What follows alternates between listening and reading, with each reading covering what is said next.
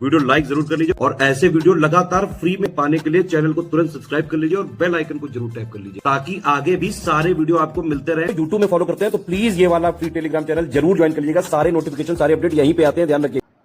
नमस्कार दोस्तों, exam preparation में मैं प्रियंका एक बार फिर से आप सभी का स्वागत करती हूं और आज इंडियन पॉलिटी की क्लास में हम लोग पढ़ेंगे इलेक्शन कमीशन अर्थात निर्वाचन आयोग के बारे में। अगर आप न्यू हैं इस चैनल पर, आपने पहली बार विजिट किया है तो आपकी जानकारी के लिए बताना चाहूँगी ये क्लास डेली दोपहर 1 बजे आती है। सब्जेक्ट वाइज सीरीज़ चल रही है जिसमें आप मेरे साथ अभी इंडियन पॉलिटी कवर करेंगे। 2 सब्जेक्ट पहले कंप्लीट हो चुके हैं जो प्लेलिस्ट में क्लासेस ऐड कर दी गई हैं। अगर आप यूपी पीसीएस आरओ या आरओबी एग्ज़ाम देने वाले हैं तो ये क्लासेस आपके लिए बहुत ही महत्वपूर्ण है। इसके साथ में रात को 9 बजे आप मेरे साथ क्वेश्चंस की प्रैक्टिस भी कर सकते हैं। अगर आप पेड कोर्स ज्वाइन करना चाहते हैं तो आप स्टडी फॉर सिविल सर्विसेज का कोर्स ज्वाइन कर सकते हैं। डिस्क्रिप्शन बॉक्स में नंबर दिया गया, कॉल या मैसेज करके। अदरवाइज गूगल प्ले स्टोर से आप स्टडी फॉर सिविल सर्विसेज का ऐप डाउनलोड करेंगे और बेस्ट स्टडी मटेरियल आपको मिल जाएगा आपके सिलेक्शन के लिए। चलिए बिना देर की आज की क्लास स्टार्ट करते हैं निर्वाचन आयोग के बारे में। तो देखिए, सबसे पहले आपको जानना होगा निर्वाचन आयोग कैसा एक निकाय है। इसके अलावा आपको जानना होगा कौन से आर्टिकल इससे रिलेटेड हैं या इनमें कौन कौन से सदस्य होते हैं। तो ये सारी जानकारी मैं आपको देने वाली हूँ। निर्वाचन आयोग एक स्थायी और स्वतंत्र निकाय है। इसका गठन कैसे हुआ? तो भारत के संविधान द्वारा देश में स्वतंत्र और निष्पक्ष चुनाव संपन्न कराने के उद्देश्य से इसका गठन किया गया और संविधान ने अनुच्छेद 324 के अनुसार संसद, राज्य विधानमंडल, राष्ट्रपति व उपराष्ट्रपति के पदों के निर्वाचन के लिए संचालन, निर्देशन व नियंत्रण की जो जिम्मेदारी है वो चुनाव आयोग को ही दी है। अतः चुनाव आयोग एक अखिल भारतीय संस्था है क्योंकि यह केंद्र और राज्य सरकारों के लिए समान है।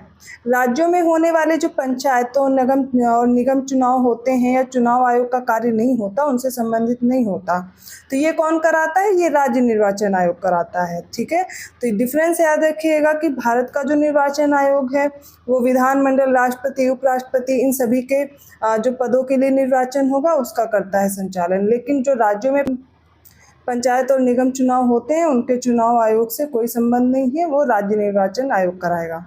1950 से 15 अक्टूबर 1989 तक निर्वाचन आयोग एक सदस्यीय निकाय के रूप में कार्य करता था। तो पहले एक सदस्यीय था, इसमें केवल मुख्य निर्वाचन अधिकारी होता था। मत देने की न्यूनतम आयु उस वक्त 21 वर्ष से 18 वर्ष कर दी गई थी। बाद में 16 अक्टूबर 1989 को राष्ट्रपति ने आयोग के भार को कम करने के लिए 2 और निर्वाचन आयुक्त को नियुक्त किया। तो अब क्या हो गया? ये बहुसदस्यीय संस्था के रूप में कार्य करने लगा जिसमें 3 निर्वाचन आयुक्त हैं। हालांकि 1990 में 2 निर्वाचन आयुक्तों का जो पद था वो समाप्त किया गया और स्थिति फिर से वही हो गई कि पहले की तरह मुख्य निर्वाचन अधिकारी ही होता था। पर एक बार फिर से अक्टूबर 1993 में 2 निर्वाचन आयुक्तों को नियुक्त किया गया। इसके बाद से अब तक आयोग क्या है? अब तक बहुसदस्यीय संस्था के तौर पर काम कर रहा है जिसमें 3 निर्वाचन आयुक्त हैं। मुख्य चुनाव आयुक्त और अन्य चुनाव आयुक्तों की जो शक्तियां हैं, वेतन भत्ते सब समान होते हैं। वे उच्चतम न्यायालय के न्यायाधीश के बराबर वेतन प्राप्त करते हैं। इनका कार्यकाल 6 वर्ष या 65 वर्ष की आयु, जो भी पहले होगा वही है और उन्हें उसी तरीके से हटाया जा सकता है जैसे कि सर्वोच्च न्यायालय के न्यायाधीशों के लिए प्रावधान किया गया है। संविधान के भाग 15 के तहत अनुच्छेद 324 से 329 तक निर्वाचन से संबंधित प्रावधान का उल्लेख किया गया है। निर्वाचन आयोग से संबंधित अनुच्छेद कौन कौन से हैं? तो आर्टिकल 324 सबसे पहला है। तो निर्वाचनों के अधीक्षण, निदेशन और नियंत्रण का जो निर्वाचन आयोग में निहित होना है वो आर्टिकल 324 में है। आर्टिकल 325 कहता है किसी भी व्यक्ति को धर्म, जाति या लिंग के आधार पर किसी विशेष मतदाता सूची में शामिल किए जाने या शामिल होने का दावा करने के लिए अपात्र नहीं होना चाहिए। आर्टिकल 326 कहता है लोकसभा और राज्यों की विधानसभाओं के लिए निर्वाचनों का वयस्क मताधिकार के आधार पर होना। इसके अलावा आर्टिकल 327 कहता है विधानमंडलों के लिए निर्वाचनों के संबंध में उपबंध करने की शक्ति संसद की है। 328 है किसी राज्य के विधानमंडल के लिए निर्वाचनों के संबंध में उपबंध करने की उस विधानमंडल की शक्ति। और आर्टिकल 329 में है निर्वाचन संबंधी मामलों में न्यायालयों के हस्तक्षेप का वर्जन। आर्टिकल 329 का निरस्त किया जा चुका है। 44th कॉन्स्टिट्यूशनल अमेंडमेंट हुआ था। इसमें प्रधानमंत्री तथा लोकसभा अध्यक्ष के चुनाव के मामले में जो संसद संबंधी विशेष प्रावधान थे भारत का चुनाव आयोग देखा, अब इसकी सीमाएं देख लीजिए क्या है, फिर राज्य चुनाव आयुक्त जानेंगे। तो इसकी सीमाएं क्या है? संविधान ने चुनाव आयोग के सदस्यों की जो योग्यता है, कानूनी, शैक्षिक, प्रशासनिक या न्यायिक, ये निर्धारित नहीं की है। संविधान ने सेवानिवृत्त होने के बाद चुनाव आयुक्तों को सरकार द्वारा किसी भी भविष्य की नियुक्ति पर भी कोई रोक नहीं लगाई है। राज्य चुनाव आयुक्त क्या होते हैं? तो राज्य चुनाव आयुक्त भारत के चुनाव आयोग से स्वतंत्र रूप से कार्य करते हैं और प्रत्येक का अपना कार्य होता है। इन चुनावों के सफल संचालन के लिए केवल राज्य चुनाव आयोग ही आवश्यक कार्यवाही कर सकता है। यद्यपि राज्य चुनाव आयुक्तों की नियुक्ति राज्य के राज्यपालों द्वारा की जाती है और उन्हें केवल महाभियोग द्वारा ही हटाया जा सकता है। इसके अलावा कुछ और भी महत्वपूर्ण तथ्य हैं निर्वाचन आयोग से रिलेटेड। तो आर्टिकल 324 क्लॉज 2 के अनुसार निर्वाचन आयोग मुख्य निर्वाचन आयुक्त होगा और उतने अन्य निर्वाचन आयुक्तों से मिल करके बनेगा जितने समय समय पर राष्ट्रपति नियत कर दे।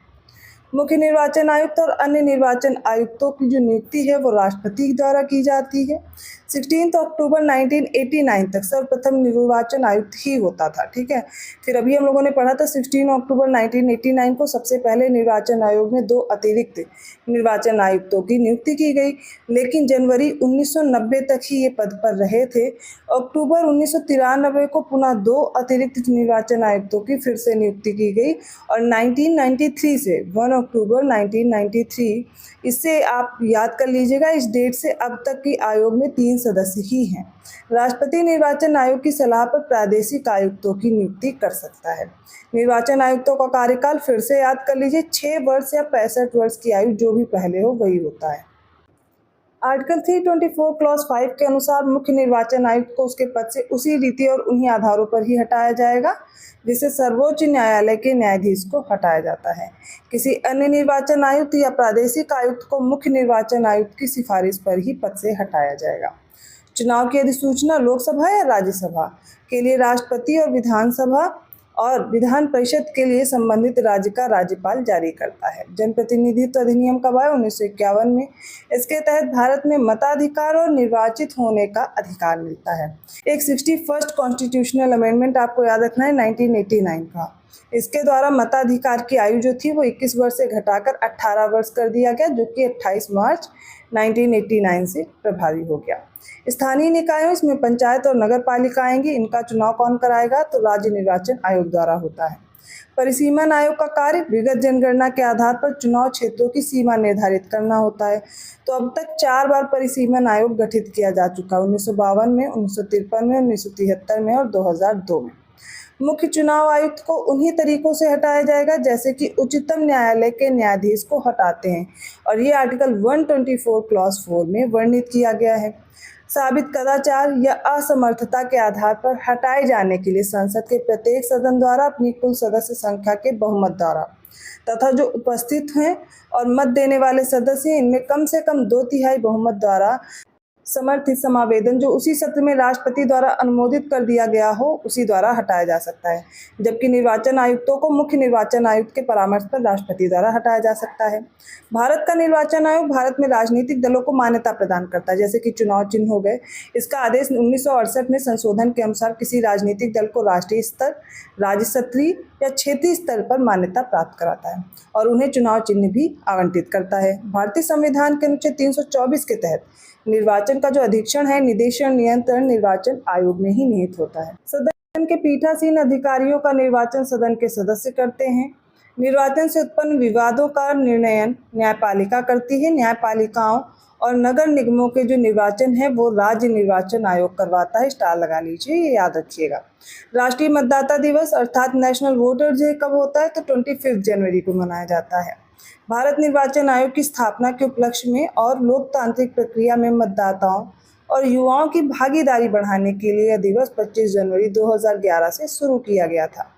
आनुपातिक प्रतिनिधित्व की जो व्यवस्था है वो निर्वाचन कार्य प्रणाली के रूप में अल्पसंख्यक समूहों को उनकी संख्या के अनुपात में प्रतिनिधित्व को सुनिश्चित करती है। इस प्रणाली से सभी वर्गों का समुचित प्रतिनिधित्व सुनिश्चित होता है। राज्य निर्वाचन आयोग एक संवैधानिक प्राधिकरण है और जो संविधान का संशोधन अधिनियम आया था 1992 में 73वां और 74वां संशोधन, इसके तहत इसकी व्यवस्था की गई है कि राज्यों में पंचायतों तथा शहरी निकायों के चुनाव में भारत के निर्वाचन आयोग की कोई भूमिका नहीं होती है। ठीक है, ये कौन कराता है? तो राज्य निर्वाचन आयोग कराता है। तो ये हो गया आज निर्वाचन आयोग से रिलेटेड जो इंपॉर्टेंट आर्टिकल्स हैं, जो फैक्ट्स हैं, जो स्टेटमेंट वाइज प्रश्न अक्सर बनते हैं आपके यूपीपीएससी से रिलेटेड जो भी एग्जाम्स होते हैं। तो बेहतर होगा आप एक दो बार वीडियो रिपीट करके देखेंगे तो आपको अच्छे से प्रिपेयर हो जाएगा। कहीं भी डाउट लगता है आप कमेंट करके पूछ लीजिएगा। अगर वीडियो अच्छा लगा प्लीज़ लाइक ज़रूर कीजिए और लोगों को शेयर भी कीजिए, उनको भी इससे हेल्प मिलती रहेगी। आपके जो भी सुझाव हैं कमेंट करके ज़रूर बताइए। चैनल को अभी तक सब्सक्राइब नहीं किया है तो प्लीज़ कर लीजिए। और आप चाहते हैं ये कोर्स ज्वाइन करना, ऐसे ही क्लासेस आप पाना चाहते हैं एक साथ और पूरा कोर्स एक साथ देख करके आप प्रिपरेशन बेस्ट करना चाहते हैं, तो इसके लिए आपको गूगल प्ले स्टोर से स्टडी फॉर सिविल सर्विसेज का ऐप डाउनलोड करके कोर्स परचेज करना होगा। अदर जानकारी चाहिए तो कमेंट करके भी पूछ सकते हैं या फिर डिस्क्रिप्शन बॉक्स में नंबर दिए गए, कॉल या मैसेज करके आप जानकारी ले सकते हैं। तो मैं मिलती हूँ ऐसे ही कंटेंट के साथ अगली क्लास में, तब तक के लिए धन्यवाद।